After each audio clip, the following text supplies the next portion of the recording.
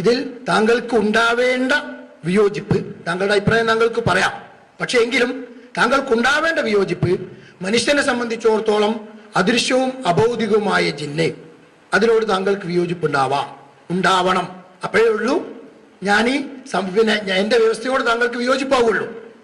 എന്റെ സീഡ് വിഷയമായി ഏത് കേട്ടാലും നിങ്ങൾ എഴുതിയ ആദ്യ വാചകത്തോട് വിയോജിക്കുന്ന ആളേ അല്ല എന്ന് എന്റെ സീഡിയിൽ നിന്ന് വളരെ വ്യക്തമാണ്. അപ്പൊ ഏതായിരുന്നാലും ആ സീഡിലെല്ലാം, ആ 4 സീഡിലും ഒരേപോലെ പറഞ്ഞ കാര്യമാണ്, മനുഷ്യനെ സംബന്ധിച്ച് അദൃശ്യമെന്നോ അഭൗതികമെന്നോ ജിന്നിനെ കുറിച്ച് പ്രയോഗിക്കൽ തെറ്റല്ല, അത് ശരി തന്നെയാണ് എന്ന് ഈ 4 സീഡിലും കാണാൻ കഴിയും. സഹോദരന്മാരെ, ജിന്നും മലക്കുമൊക്കെ മനുഷ്യന് അദൃശ്യമാണ്, ഗൈബിയാണ് എന്ന് ഖുർആനിൽ നിന്നും ഹദീസിൽ നിന്നും മനസ്സിലാക്കിയത് തന്നെയാണ് നമ്മുടെ പണ്ഡിതന്മാരൊക്കെ ഇത്രയും കാലം പറഞ്ഞുകൊണ്ടിരുന്നത്.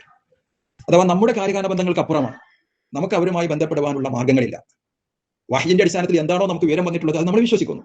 നമ്മുടെ പഞ്ചേന്ദ്രിയങ്ങൾക്ക് അതീതരാണ് അവർ എന്ന് പറയുമ്പോൾ അത് തെറ്റാണെന്ന് പറഞ്ഞ് അങ്ങനെ ജിന്നും മലക്കൊക്കെ ആ നിലക്ക് അദൃശ്യമാ പോകുക എന്ന് പറയാൻ പറ്റില്ല എന്നാണല്ലോ ഇവർ വാദിക്കുന്നത്.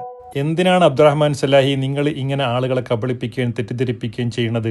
ആരാണ് ഇവിടെ മനുഷ്യൻ്റെ 5 ഇന്ദ്രിയങ്ങൾ കൊണ്ട്, മനുഷ്യൻ്റെ പഞ്ചേന്ദ്രിയങ്ങൾ കൊണ്ട് കാണാനും തൊടാനും മുത്താനും ഒക്കെ കഴിയുന്ന തരത്തിലാണ് ജിന്ന് എന്ന് പറയുകയും എഴുതുകയും ചെയ്തത്? അത് നിങ്ങളുടെ ജൽപ്പനം മാത്രമല്ലേ? അങ്ങനെ പറയുന്നത് കൊണ്ടാണോ ഇവിടെ അത് പറയാൻ പാടില്ല എന്നാണോ ഞങ്ങൾ പറഞ്ഞത്?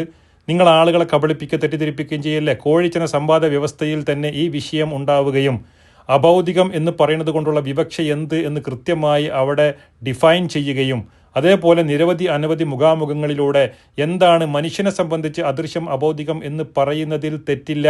മനുഷ്യനെ സംബന്ധിച്ച് എന്ന് പറഞ്ഞാൽ ആപേക്ഷികമായ ഗൈബിലാണ് ജിന്നും മലക്കും ഉള്ളത്.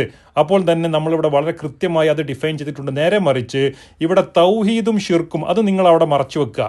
ഒരു സന്ദർഭത്തിൽ ഒന്ന് പറയാം, വേറെ സന്ദർഭത്തിൽ വേറൊന്ന് പറയാം. ഇത് പറഞ്ഞിട്ട് നിങ്ങൾ ചെയ്യുന്നത് എന്താണ്? ആ ഒരു വിശ്വാസത്തെ നിങ്ങൾ കൊണ്ടുപോയി കിട്ടുന്നത് അള്ളാഹുവിൽ പങ്കു ചേർക്കലാകുന്നു എന്ന് പറയാനല്ലേ? അപ്പോൾ അള്ളാഹുവിൽ പങ്കു ചേർക്കലാകുന്ന അഭൗതികം ഏത്? മനുഷ്യനെ സംബന്ധിച്ച് അദൃശ്യമാവുക, അഭൗതികമാവുക, മനുഷ്യന്റെ കാര്യകാരണ ബന്ധത്തിന് അപ്പുറത്താവുക എന്ന് പറയുന്നത് അള്ളാഹുവിൻ്റെ മാത്രം സവിശേഷതയാണോ സലാഹി? നിങ്ങൾ ആളുകളെ കബളിപ്പിക്കുകയും തെറ്റിദ്ധരിപ്പിക്കുകയും ചെയ്യാതെ ഹക്കായി പറഞ്ഞു കൊടുക്കാത്തത് എന്തുകൊണ്ട് സലാഹി? ആളുകളെ ഇങ്ങനെ വാചക കസർത്ത് കൊണ്ട് ആളുകളിൽ കൺഫ്യൂഷനും തെറ്റിദ്ധാരണയും സൃഷ്ടിച്ച് ആളുകൾക്കിടയിൽ ഫിത്തനയും ഫസാദും ഉണ്ടാക്കുന്ന സലാഹി, നിങ്ങളിത് അവസാനിപ്പിക്കണം. അള്ളാഹുവിനെ കണ്ടുമുട്ടണമെന്ന ബോധം നിങ്ങൾക്കുണ്ടാവണമെന്ന് ഞാൻ ഓർമ്മപ്പെടുത്തുകയാണ്.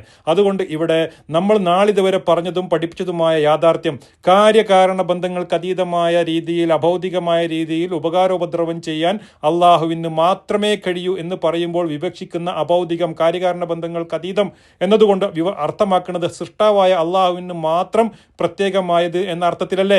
ഒരു സൃഷ്ടിക്കും അവരവരുടെ ഭൗതികതക്കനുസരിച്ചല്ലാതെ അവരവരുടെ പ്രാപഞ്ചിക വ്യവസ്ഥകൾക്കുള്ളിൽ നിന്നുകൊണ്ടല്ലാതെ കാര്യകാരണ ബന്ധങ്ങൾക്ക് അതീതമായ തലത്തിൽ പ്രവർത്തിക്കാനോ ഇടപെടാനോ സാധ്യമല്ല എന്ന അഖീദ പഠിപ്പിക്കുന്നതിന് പകരം ഹക്കും ബാത്തിലും കൂട്ടിക്കുഴച്ച് ദ്വയാർത്ഥമുള്ള പദങ്ങളെ അനവസരയുദ്ധം ഉപയോഗിച്ച് ആളുകൾക്കിടയിൽ കൺഫ്യൂഷനും ഛിദ്രതയും അഭിപ്രായ ഭിന്നതയും കൂട്ടാനല്ലേ സലാഹി നിങ്ങൾ ശ്രമിച്ചുകൊണ്ടിരിക്കുന്നത്? യഥാർത്ഥ തൗഹീദ് സൃഷ്ടാവിനെ സൃഷ്ടികളിൽ നിന്ന് വേർപ്പെടുത്തി പറഞ്ഞു കൊടുക്കുന്നതിന് പകരം ഈ ഹക്കും ബാത്തിലും കൂട്ടിക്കുഴച്ച് ആളുകൾക്കിടയിൽ ഇങ്ങനെ അഭിപ്രായ ഭിന്നത സൃഷ്ടിച്ചതുകൊണ്ട് എന്ത് മോക്ഷമാണ് നിങ്ങൾക്ക് കിട്ടാനുള്ളത്? ഈ പറയുന്ന ദുനിയാവിൽ നൈമിഷികമായ ലാഭങ്ങൾക്ക് വേണ്ടി ഇങ്ങനെ ദീനിനെ കോട്ടിമാട്ടി കബളിപ്പിക്കേണ്ടതുണ്ടോ സലാഹി? അള്ളാഹുവിനെ ഭയപ്പെടുക എന്ന് മാത്രമാണ് ഇത്തരണത്തിൽ സൂചിപ്പിക്കാനുള്ളത്.